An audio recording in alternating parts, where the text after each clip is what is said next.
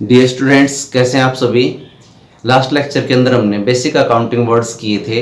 आज जो बचे हैं उन सभी को कर लेते हैं। देखिए, सबसे पहले यूनिटी मीन्स इकाई। एक व्यावसायिक इकाई से मतलब है, यहाँ पर इकाई का मतलब क्या है, एक व्यावसायिक इकाई। एक व्यवसाय जो वस्तु और सेवाओं का उत्पादन किसके लिए करता है, लाभ कमाने के लिए करता है, तो वह यूनिटी या वह इकाई कहलाती है। नेक्स्ट है हमारा turnover.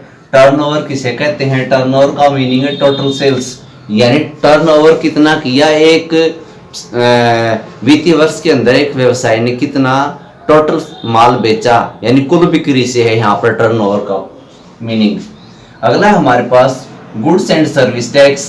Goods and service tax यानी वस्तु और सेवा कर। वस्तु और सेवा कर, जो वस्तु और सेवाओं पर टैक्स लगाया जाता है, वस्तु सेवा कर कहलाता है। इसके अंदर सारे इनडायरेक्ट टैक्सेस को शामिल किया जाता है, सभी अप्रत्यक्ष करों को शामिल किया जाता है। जैसे कि अप्रत्यक्ष कर ले रहा हूं, हमारे पास हम कहते हैं बिक्री कर यानी सेल्स टैक्स। सेल्स टैक्स जो है वो क्या है? सेल्स टैक्स हमारे पास जो है बिक्री कर है, ये इनडायरेक्ट टैक्स है। जो वस्तु और सेवाएं बेची जाती हैं तो उनके ऊपर जो टैक्स लगाया जाता है वो इनडायरेक्ट टैक्स कहलाता है। वस्तुएं बेचने पर तो बिक्री पर टैक्स जो लगे वो सेल्स टैक्स कहलाता है। अगला फोर्थ पॉइंट हमारा था गुड्स यानी माल। गुड्स को माल बोलते हैं। ऐसा सामान, ऐसी सामग्री जो वस्तुओं और सेवाओं के निर्माण के लिए प्रयोग की जाती है, कच्चे माल के रूप में, कच्चे सामान के रूप में, कच्ची सामग्री के रूप में, वो माल कहलाती है। नेक्स्ट है हमारा ट्रेड रिसीवेबल। ट्रेड रिसीवेबल किसे कहते हैं? हिंदी में है जैसे व्यापारिक प्राप्ताएं, यानी हमें व्यापार के अंदर क्या क्या प्राप्त होना है। ये दो प्रकार के होते हैं, एक तो डेटर व्यापारिक प्राप्य, हमारे दो डेटर्स, और दूसरा हमारा है बिल्स रिसीवेबल।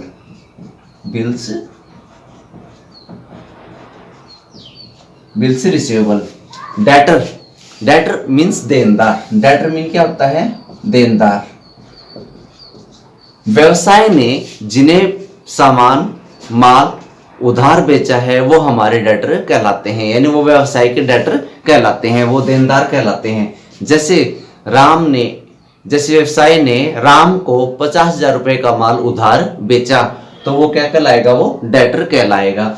दूसरा पॉइंट है हमारे पास बिल्स रिसीवेबल यानी बिल प्राप्त होना। कई बार व्यवसाय जो है बिल लिख देता है डेट्स लेनदार की, जो हमारा देनदार उसके ऊपर, और वह देनदार उसे एक्सेप्ट कर लेता है और हमें दे देता है, तो हमें भविष्य में कभी लेना होता है, वो बिल्स रिसीवेबल कहलाता है। इसी प्रकार एक और वर्ड है जिसे हम ट्रेड पेबल कहते हैं।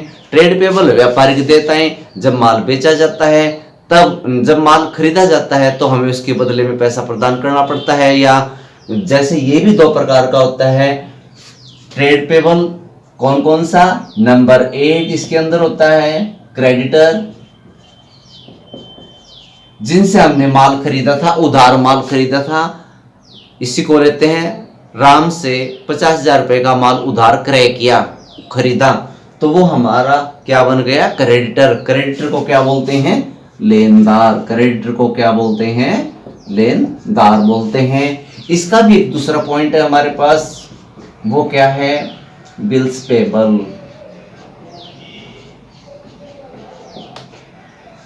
यानी ऐसे बिल जिनका भविष्य में भुगतान करना है। जब हमने माल खरीदा था तो हमारे ऊपर बिल लिखा गया था, जो हमने एक्सेप्ट किया था वो भविष्य में पे करना है, तो वो बिल्स पेबल कहलाएगा। तो ये हमारा छठा पॉइंट आज का ट्रेड पेबल हुआ। नेक्स्ट हमारे पास है स्टॉक इन ट्रेड। स्टॉक किसे कहते हैं? डियर स्टूडेंट्स, बिल्कुल इजी सा वर्ड है स्टॉक। स्टॉक को हिंदी में रहीतिया बोलते हैं। रहीतिया यानी माल रह जाए, बिना बिके जो माल रह जाता है वो स्टॉक कहलाता है। साल के अंदर वस्तु और सेवाओं का निर्माण किया जाता है, वो पूरी वस्तु और सेवाएं बिना बिकी रह जाती हैं तो वो क्या कहलाता है? स्टॉक कहलाता है। ये 2 टाइप्स का होता है। नंबर 1 ओपनिंग स्टॉक और नंबर 2 क्लोजिंग स्टॉक।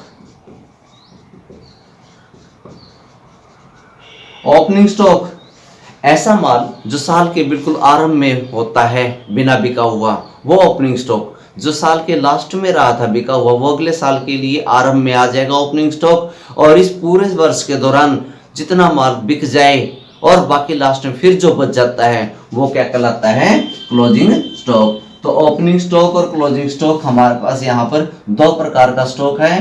कौन कौन सा, ओपनिंग स्टॉक और क्लोजिंग स्टॉक। तो ये हुआ हमारे पास। अब हमारा अगला टॉपिक जो है लास्ट हम ले रहे हैं 8वां पॉइंट, वो था इन्वेंट्री का। इन्वेंट्री क्या होता है? इन्वेंट्री एक प्रकार से स्टॉक ही है। कच्चे माल का जो हमारे पास स्टॉक बचता है इन्वेंट्री कहलाता है।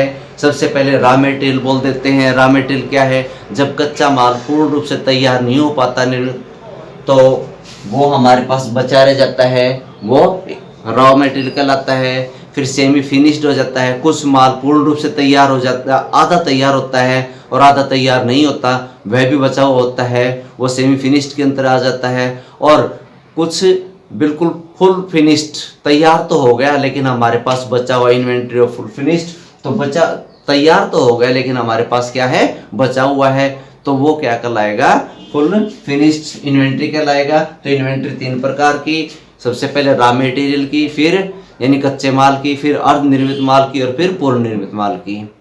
कच्चे माल की निर्मित हमारे पास, जो हमारे पास कच्चा माल बचा हुआ है। दूसरा अर्ध निर्मित, आधा बन गया आधा बिना बना हुआ, यानी पूरी तरह से वो वस्तु बेचने के लिए तैयार नहीं हुई है, तो उसका इन्वेंट्री। और लास्ट में पूर्ण रूप से बने हुए माल की इन्वेंट्री, जो बन तो गया है लेकिन विक्रय के लिए अवेलेबल नहीं है अभी। तो ये हमारे पास 8 वर्ड थे डियर स्टूडेंट्स। हमने बेसिक अकाउंटिंग वर्ड्स के सारे वर्ड्स किए हैं और मैंने इनको एक्सप्लेन किया आपके सामने। फिर भी अगर आपको कोई प्रॉब्लम रही हो तो डियर स्टूडेंट्स मुझे आप कमेंट कर सकते हैं, मैं और दोबारा बताने की कोशिश करूँगा अगर आपको कोई प्रॉब्लम रहती है तो। और नेक्स्ट लेसन या नेक्स्ट चैप्टर जो है अगले वीडियो में करेंगे। उम्मीद करता हूँ कि आपको बहुत अच्छे से समझ आया होगा। Thank you.